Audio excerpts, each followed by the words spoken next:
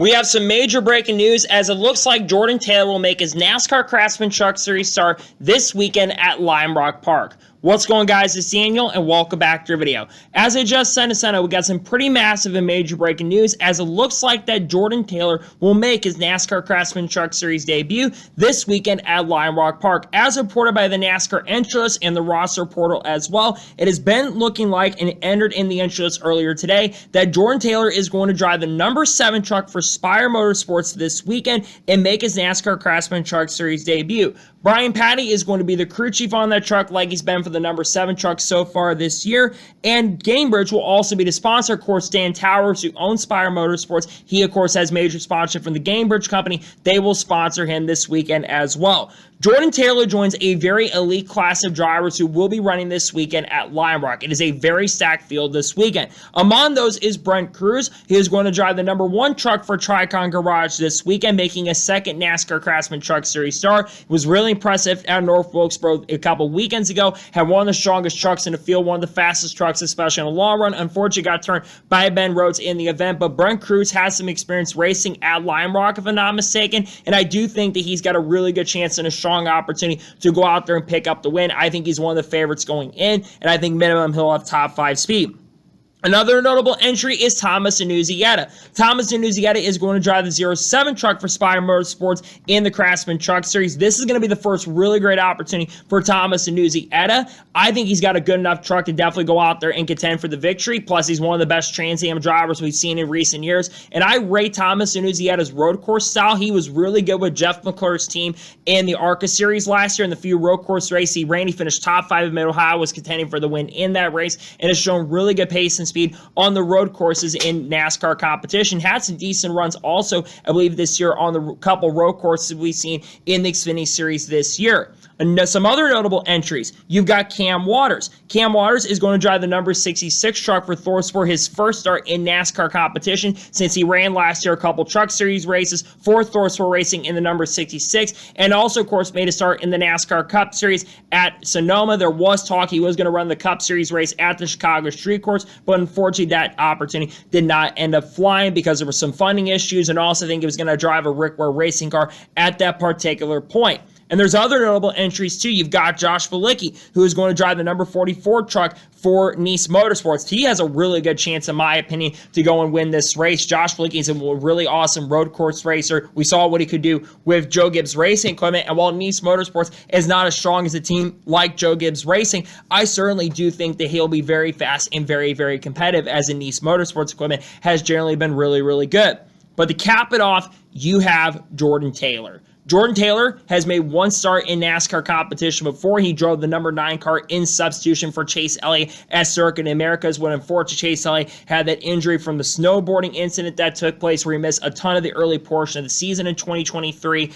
And he did a really solid job qualifying for the race, but because of all the chaos on the restarts, among other things, the same race where Jenson Button ran, by the way, he unfortunately fell back quite a bit throughout the field, and I think he finished outside the top 20, despite the fact he showed some really good pace and some really, really strong speed in that race early. They faded back, wasn't as good on restarts, and fell back quite a bit. I do think Jordan Taylor is going to have a really big advantage going into this weekend because he has a lot more experience than most drivers in the field, because he has a lot of experience racing here in IMSA, and having that on-track advantage along with having a truck that has been really fast this year, that's going to give him an advantage because the 7 truck has won a couple races so far this season. Kyle Busch won at Atlanta Motor Speedway in the number 7 truck.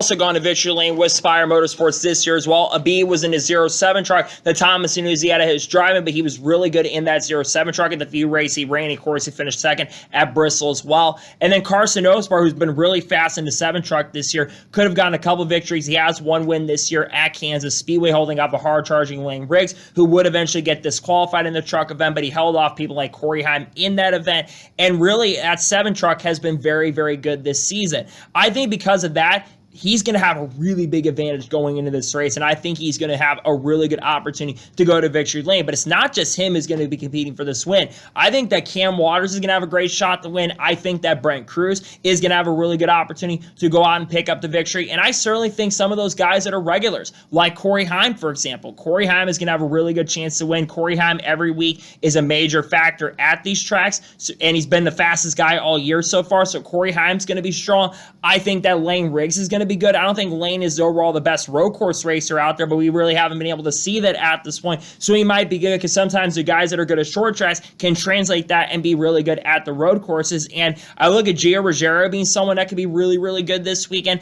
I look at Chandler Smith, who I think is a pretty decent road course guy at times. I think he'll be very, very good. I think there's some other guys that are full-time at this point who could show up, like a Ty Majeski, for example. Ty Majeski's actually been pretty solid at road courses too, so I think he's going to have a good chance and a strong opportunity to be competitive and may have an opportunity to get Thorso Racing their first win. It's been a struggle for that team so far this season, and they're really looking for the overall pace and speed. I've been really looking forward to this truck race at Lion Rock because the field this week in the stack, and we haven't had a lot of races this year where you get a lot of these really, really cool entries that are showing up to the track. Granted, you got some good entries in Cup, like Connor Zilisch run the Cup Series race this week and making his first Super Speedway start in Cup competition with the Red Bull sponsorship with Trackhouse Racing. Could lead him going Cup racing next year. It'd be cool to see him come run this race, though.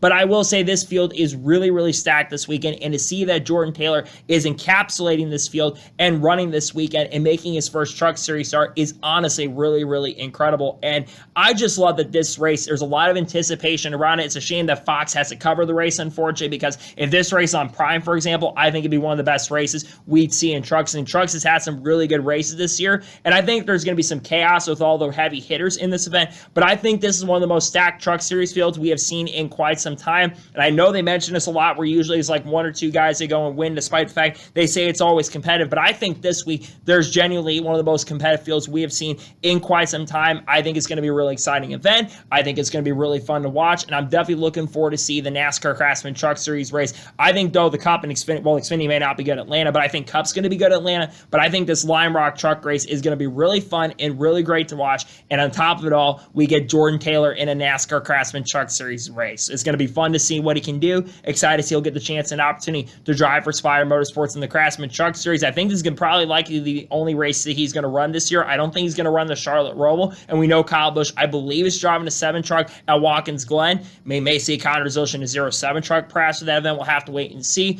Nonetheless, great to see they get the chance and opportunity. I think that Jordan Taylor is going to be fast and really strong with the Spire Motorsports team this weekend at Lime Rock Park.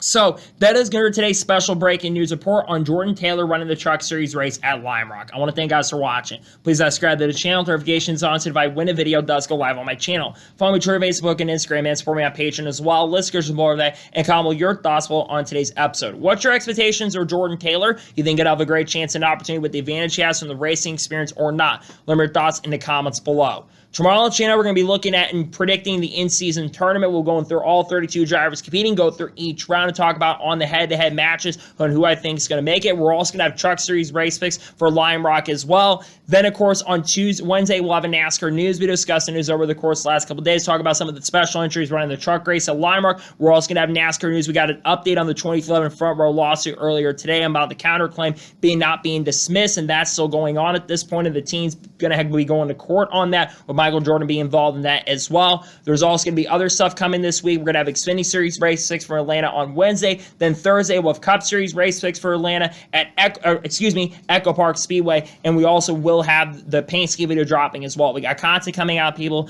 like Haley Deegan, Shane Van Gisbergen, Cards, Kurt Busch, Kyle Busch, Paul Wallace, Ross Chastain, Eric Omroll, Chandler Smith, Sam Ayers, Sheldon Creed, Connor Zilisch, Junior Motorsports, Cletus McFarland, Dodge, Ram, Tony Stewart, Stuart Haas Racing, among other things. We'll be talking about Tony Breininger as well, and all the good stuff on the channel in the coming days and weeks. So anyways, like I said, I want to thank you guys for watching today's episode, and I'll see you guys next time for more great, awesome NASCAR content, other motorsports content on the channel like this. Take care, everybody.